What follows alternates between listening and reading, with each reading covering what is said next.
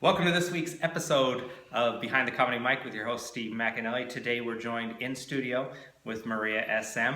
She's going to tell you a little bit about herself. Maria, let us know what you're up to and tell us about you. Hello, my name is Maria. I am a lady, and I'm a comedian here in Las Vegas. I was born in Belarus. It's a little country near Russia. I speak Russian, but I'm pretty much American. I lived here most of my life. Grew up in Philadelphia area of Pennsylvania. And I've been here in Vegas, and I've been loving it. Loving the city, loving the stand-up comedy, stand-up comedy, improv comedy. Oh, good. The only thing I think about when I'm thinking of like the Soviet Union, Russia, anything else, the only comedic value I ever think about it is Yakov Smirnoff. Oh. That's the only one I ever think about. But as soon as you say Belarus, the first thing I thought was, why isn't she a gymnast or a figure skater? I thought, and I'm like, wow, the only time I ever see anything from Belarus is on the Olympics. So, but well, yeah, we have not just gymnasts and figure skaters. We also have really muscly ladies, those just beefy women that do like shot put or discus. Some of those girls scare the living hell out of me. Yeah. They're big, strong women, and yeah, you're looking at it going, I wonder if she throws that shot put hard enough if one of her balls is gonna pop out. That's what I did in high school. You did? I did shot put, track and field, yes. Nice. I started doing hurdles, but I'm just such a slow runner. Nice. Terrible. I did shot put and discus, and I was very mediocre at it. Yes. That happens. That's what's fun about when I talk to comics and comedians. I find out what a lot of them did before, because I never took acting. I never took stage. I was never on stage. I came from playing sports. I played football and I played soccer for our high school. I did really well. I still got my Letterman's jacket, right on. But it's kind of weird when you come to find out with, you know, most comics didn't have the same background I do with sports. Most of them came from drama, and they came from different things, or they came from like just shitty pasts. That's what makes a comic. That's the weirdest thing. I know, and I'm sitting there. Well, that's why when you watch me talk about comedy and stuff, when I'm doing my comedy, I'm not like saying, oh, I hate this or I hate that. I didn't really have a horrible life. I mean, I grew up middle income. I mean, the only thing I can talk about that everybody relate to is kids, and that's what we are. And you're the same age as my kids. Jeez, that's crazy. But anyway, tell us a little bit about. I know you were an improv actor for a while, and now I know you've been into stand-up for the last little bit. Tell us about what your improv stuff was like. Where did you get started on that? I started Gettysburg, Pennsylvania. Okay. I used to go to Gettysburg College, and I started there with the troupe. There we were called Shots in the Dark. Nice. It was people back there yelling shots, shots, shots, shots, shots, shots. Yeah, that's how they inaugurated us into the troupe. We took shots in the dark. Nice. It was like an interesting form of hazing, and then they took us all into this room and then showed us this porn video. It was weird. Sorry, I don't know. I remember that too. This is what improv. That was what improv was like.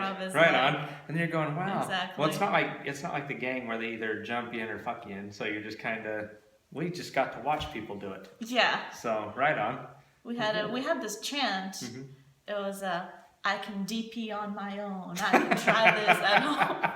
You can try it at home. Yes. And then you see at the very end, somebody's telling you the little disclaimer. Actually, you better not try it at home unless you have a physician on call. Right on. Well, so how long were you doing improv then? So improv has almost been 4 years now. Right on. And how long did you start stand-up? It's been since November, so it's been months. About 6 months. It's a little newborn baby. Yeah. I'm still that annoying mom that says, oh, this is moms. Counts it in moms. I'm still the annoying young mother, still breastfeeding my little stand-up comedy baby. Here you go, baby. And you know, and what's funny is even when you say like you're still an infancy of it, this month will be 7 full years that I've been on, that I've started comedy, and it's been first grader now. What's that? I know. I'm like a first grader, learning about fractions. And pretty much stuff. But it's weird because. Even with as long as I've been doing it, I'm still very new compared to a lot of people. When you're talking to other people and they've been doing it for a minimum 10 to 15 years. Yeah. I've done it. When I started in April of 2009, there's not been like a full week gone by that I haven't been on stage. And now that I live here in Las Vegas, there's a lot of times I'm on stage 3, 4, 5 times a night or a week. Ooh. You know, there's other times, I mean, there's a few weeks in a row that I was like 21 straight days on the stage, which was great. I mean, it gave me a lot of experience fast, but yeah, I'm still in an infancy stage too, so to speak. But you're enjoying it. Good for you. Yeah, it's fun. I like seeing new people that come up that do enjoy it. They're having fun, and at least you're going about it the right way. You're not jumping in thinking, "Hey, I'm better than everybody else, so get the hell out of my way." No, get in there, enjoy it, learn to do it, and learn to do it and enjoy it. That's what makes it. What made you decide to want to do stand up rather than just staying with improv? Well, I just went to an open mic and I saw some people go up and do some comedy there, and I thought You thought, God, I can suck that bad. Yeah. I'm like, if that's all it takes. That's all it is. And it's totally that. But it's totally different though, right? As soon as the light all of a sudden goes on you, and all of a sudden, here you go, Maria, and you're like going, oh hell. It's just a total difference. When you're on improv though, you get usually 3 or 4 or 5 people on stage with you. So it's a little bit of a difference. So if you mess up an improv, here's the funny part I look at improv. You can totally screw up.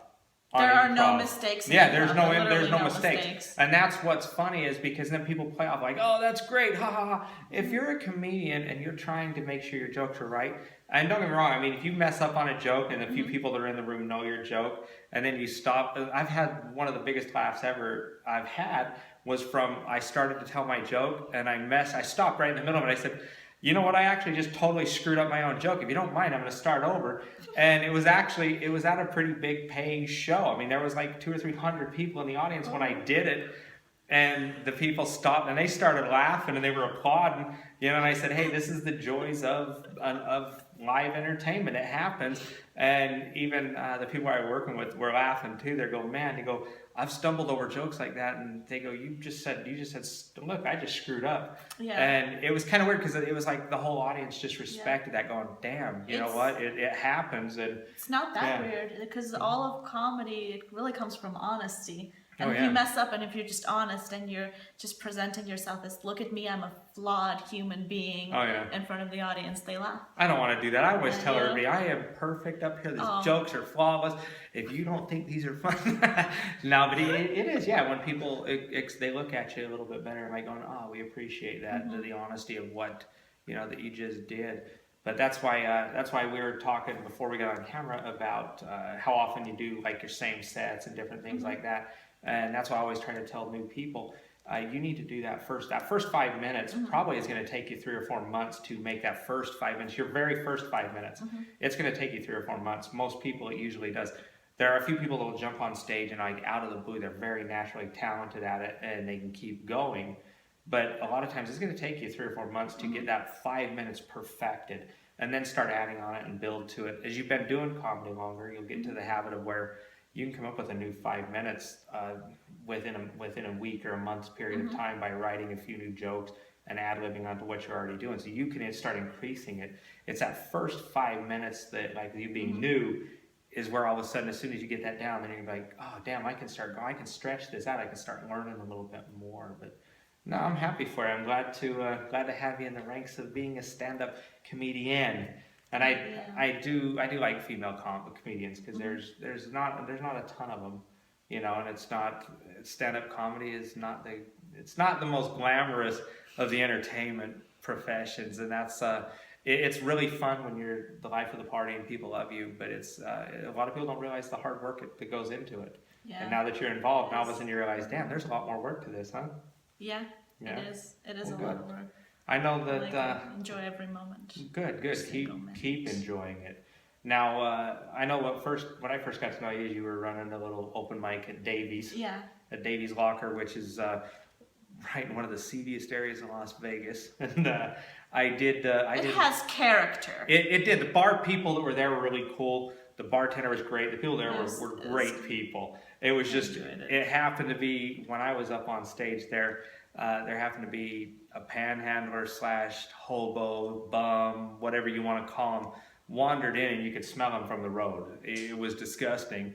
And so I spent a couple minutes just making fun of him basically, why he stood there and stared at me. And after I did that, I thought, man, I hope the hell he don't have a gun or a knife because I'm probably gonna get shot or shanked when I get out in that parking lot. But anyway, that's shut down now because you, of course, raised the value. Yeah, I raised the value of it so much that it was immediately sold. Nice. So now the here's- unfortunate thing is I don't get to run it there anymore. But here's the thing. Here's the thing that I admire of what you did. Now that you're being new, you're really new to comedy.